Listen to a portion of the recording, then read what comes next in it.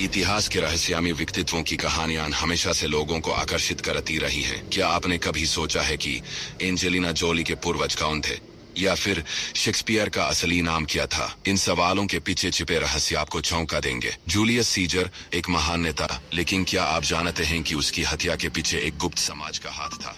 यह समाज आज भी इतिहास के पन्नों में छिपा है। क्लियोपेत्रा, जो सिर्फ एक रानी नहीं थी बल्कि एक चतुर राजनीतिज्ञ भी थी, उसकी असली कहानी में प्यार, धोखा और शक्ति की लड़ाई शामिल है। फिर है लियोनार्डो दा विंची, जिसने अपनी कला के साथ साथ विज्ञान में भी अद्भुत योगदान दिया, लेकिन उसकी निजी जिंदगी में क्या राज छिपे हैं?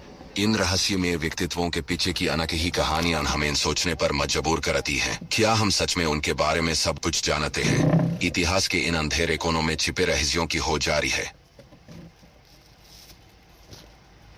इतिहास के रहस्यमय व्यक्तित्वों की कहानियां हमेशा से लोगों को आकर्षित करती रही हैं। क्या आपने कभी सोचा है कि एंजेलिना जोली के पूर्वज कौन थे, या फिर शेक्सपियर का असली नाम क्या था? इन सवालों के पीछे छिपे रहस्य आपको चौंका देंगे। जूलियस सीजर एक महान नेता, लेकिन क्या आप जानते हैं कि उसकी हत्या के पीछे एक गुप्त समाज का हाथ था?